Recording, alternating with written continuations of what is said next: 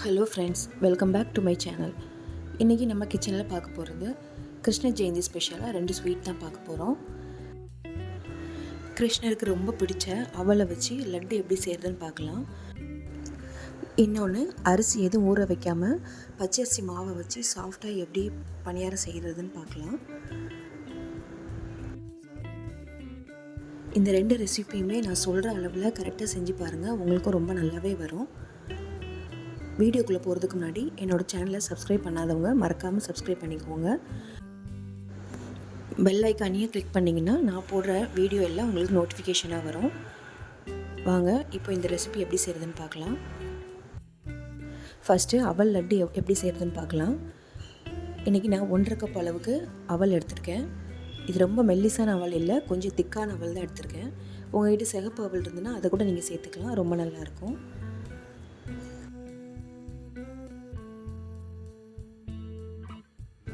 ஒன்றரை கப் அளவுக்கு வெள்ளை அவல் சேர்த்துக்கோங்க. இப்போ இந்த அவல் நல்லா சூடு வர மாதிரி நல்லா ஃப்ரை பண்ணிக்கலாம். ரொம்ப நேரம் ஃப்ரை பண்ணணும்னு அவசியம் இல்லை. அந்த அவலில் நம்ம கை பொறுக்கிற அளவுக்கு சூடு இருந்தால் போதும். அவல் டக்குன்னு ஃப்ரை ஆகிடும். ஒரு 2 நிமிஷம் தான் ஆகும் இது ஃப்ரை ஆகிறதுக்கு.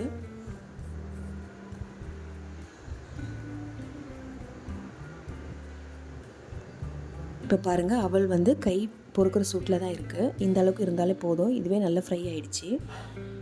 இப்போ இதை ஒரு மிக்ஸி ஜாருக்கு மாற்றிக்கலாம்.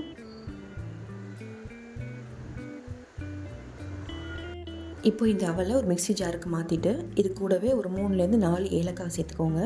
உங்கள்கிட்ட ஏலக்காய் பவுட்ரு இருந்தால் அதையும் நீங்கள் சேர்த்துக்கலாம். இப்போ இதை ஒரு ரவை பக்குவத்துக்கு அரைச்சி எடுத்துக்கோங்க. ரொம்ப பவுட்ரு அரைக்க வேண்டாம். இப்போ இதை ஒரு பவுலில் மாற்றிக்கலாம். இப்போது இதுக்கு 1/2 கப் அளவுக்கு துருவின தேங்காய் எடுத்துக்கோங்க. இதுக்கு 1/2 கப் தேங்காய் கரெக்டாக இருக்கும். இப்போ இதையும் நம்ம ஃப்ரை பண்ணி எடுத்துக்கலாம். இந்த தேங்காவோட ஈரப்பதம் போகிற அளவுக்கு ஃப்ரை பண்ணிக்கோங்க. ஒரு 2-3 நிமிஷம் கைவிடாமல் நல்லா ஃப்ரை பண்ணிக்கோங்க. இப்போ பாருங்கள், தேங்காவும் நல்லா ஃப்ரை ஆயிடுச்சு. நாம் இப்போ இதைய அவல் கூட சேர்த்துக்கலாம்.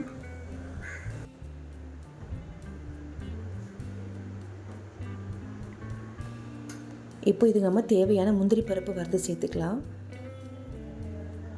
தாளிப்பு கரண்டியில் 1 ஸ்பூன் அளவுக்கு நெய் ஊற்றிட்டு நெய் சூடானதும் முந்திரி பருப்பு சேர்த்துக்கோங்க. முந்திரி பருப்பு உங்களுக்கு எவ்வளோ வேணுமோ அந்த அளவுக்கு சேர்த்துக்கோங்க.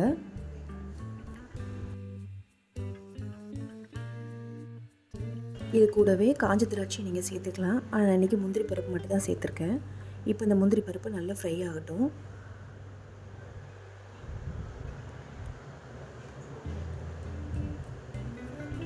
இப்போ நம்ம ஃப்ரை பண்ண முந்திரி பருப்பை இந்த அவல் கூட சேர்த்துக்கலாம். நெய்யோடையே சேர்த்துக்கோங்க. இதுக்கு இவ்வளோ தாங்க நெய் தேவைப்படும், இதுக்கு மேலே நெய் தேவைப்படாது. இப்போ இந்த லட்டுக்கு தேவையான வெல்லத்தை நம்ம கரைச்சி சேர்த்துக்கலாம். ஒரு பேனில் 1/2 கப் அளவுக்கு நாட்டு சர்க்கரை எடுத்திருக்கேன். நாம் 1.5 கப் அளவுக்கு அவல் சேர்த்துருக்கோம். அதுக்கு 1/2 கப் அளவுக்கு நாட்டு சர்க்கரை போதும். இப்போ இது கரைஞ்சி வர்றதுக்கு மட்டும் கொஞ்சமாக தண்ணி சேர்த்துக்கோங்க. ஒரு 1/4 கப் அளவுக்கு மட்டும் சேர்த்துக்கோங்க, நிறைய சேர்த்துறாதீங்க. இப்போ இதை நல்லா கலக்கி விட்டுட்டு இது எல்லாம் நல்லா கரைஞ்சி வரட்டும்.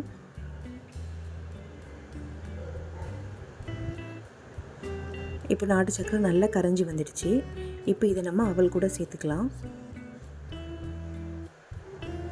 கொஞ்சம் சூடாக இருக்கும்போதே இதில் சேர்த்துக்கோங்க. அப்போ தான் நம்ம லட்டு பிடிக்கிறதுக்கு ஈஸியாக இருக்கும். எடுத்து வச்சு எல்லா வெல்லத்தையும் இதில் சேர்த்தாச்சு. இப்போ இதை நல்லா மிக்ஸ் பண்ணி விட்டுக்கோங்க.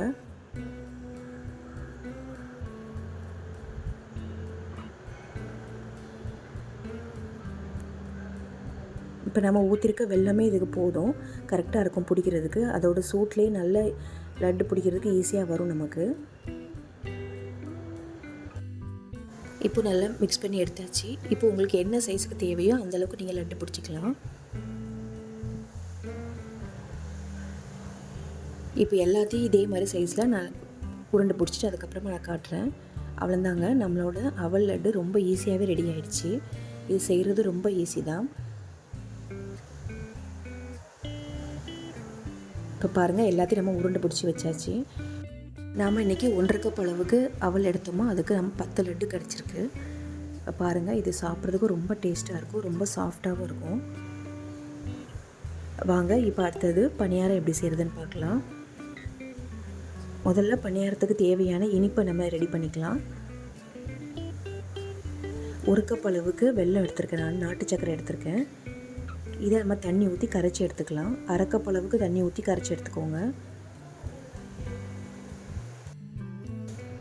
இதுக்கு பாகுபதம் எதுவும் வரணும்னு தேவையில்லை, நல்லா வெல்லம் நல்லா கரைஞ்சி வந்தாலே போதும். இப்போ பாருங்கள், வெல்லம் நல்லா கரைஞ்சி வருது.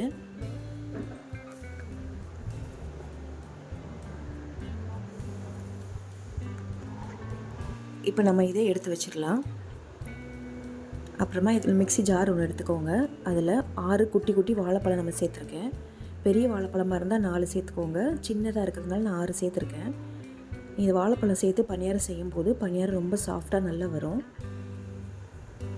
இப்போ பழம் இதில் சேர்த்தாச்சு. இது கூட பச்சரிசி மாவு சேர்த்துக்கலாம். நான் 1/2 கப் அளவுக்கு பச்சரிசி மாவு சேர்த்துருக்கேன். நீங்கள் பச்சரிசி மாவு இல்லைன்னா இடியாப்ப மாவு, கொழுக்கட்டை மாவு எதுனாலும் நீங்கள் சேர்த்துக்கலாம். இது கூடவே ஒரு 4 ஏலக்காய் சேர்த்துக்கலாம். கூடவே 1/4 ஸ்பூன் அளவுக்கு ஆப்ப சோடா சேர்த்துக்கோங்க. 1/4 ஸ்பூன் மட்டும் சேருங்க, நிறைய சேர்த்துறாதீங்க. நம்ம உடனே செய்கிறதுனால இந்த ஆப்ப சோடா நம்ம சேர்த்துருக்கோம். கூடவே நம்ம கரைச்சி வச்ச வெல்லத்தையும் இது கூட சேர்த்துக்கலாம். இப்போ இது எல்லாம் சேர்த்து நம்ம அரைச்சி எடுத்துக்கலாம். நல்ல மைய அரைச்சி எடுத்துக்கோங்க.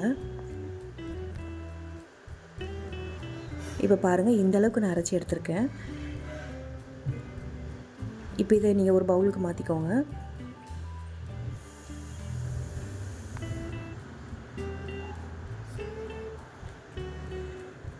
இப்போ பாருங்கள், இந்த திக்னஸில் நமக்கு இருக்குது. இப்போ இதை ஒரு மூடி போட்டு 2 மணி நேரம் அப்படியே விட்டுடலாம். இப்போ பாருங்கள், ஒரு 2 மணி நேரம் கழிச்சு லைட்டாக புளிச்சு வந்திருக்கு. இப்போ பாருங்கள், இவ்வளோ திக்காக நமக்கு இருக்குது. இப்போ இதில் நம்ம தேவையான அளவுக்கு தண்ணி ஊற்றி மிக்ஸ் பண்ணிக்கலாம்.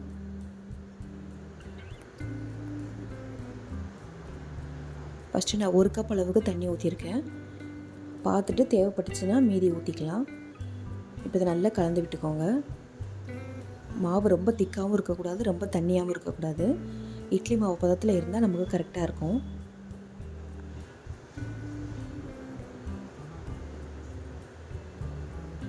இப்போ பாருங்கள், இன்னும் கொஞ்சம் திக்காக தான் இருக்குது. நான் எக்ஸ்ட்ரா ஒரு 1/4 டம்ளர் அளவுக்கு தண்ணி ஊற்றிக்கிறேன். இப்போ இதை நல்லா கலந்து விட்டுக்கோங்க.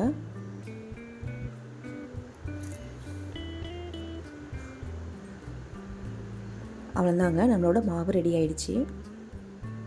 இப்போ இது கூட ஒரு ஸ்பூன் அளவுக்கு கருப்பு எள்ளு சேர்த்துக்கோங்க. இது ஆப்ஷனல் தான், வேணும் நீங்கள் சேர்த்துக்கலாம், இல்லைன்னா வேண்டாம். இப்போ இந்த எள்ளையும் சேர்த்துட்டு நல்லா மிக்ஸ் பண்ணி விட்டுக்கோங்க.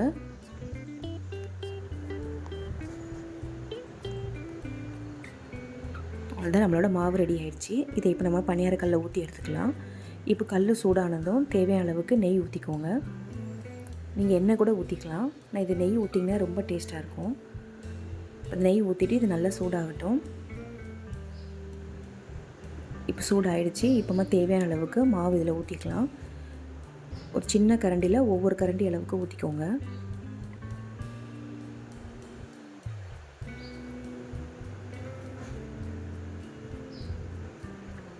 இப்போ இது எல்லாத்தையும் நல்லா ஊற்றியாச்சு. இப்போ இதை ஒரு மூடி போட்டு வேக வச்சுக்கலாம். தீயை மீடியம் ஃப்ளேம்லேயே வச்சு வேக வச்சுக்கோங்க. அப்போ தான் உள்ளே நல்லா சாஃப்டாக வெந்து வரும். இப்போ பாருங்கள், ஒரு 2-3 நிமிஷம் ஆயிடுச்சு. இப்போ இது நல்லா வெந்துடுச்சு. இப்போ நம்ம திருப்பி போட்டுக்கலாம்.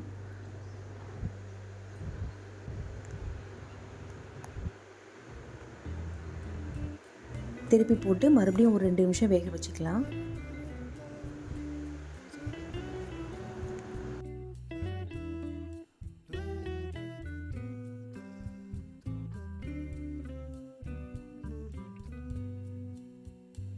இப்போ பாருங்கள், ஒரு 2 நிமிஷம் ஆயிடுச்சு. இது நல்லா வந்துடுச்சு. இப்போ இதை எடுத்துடலாம்.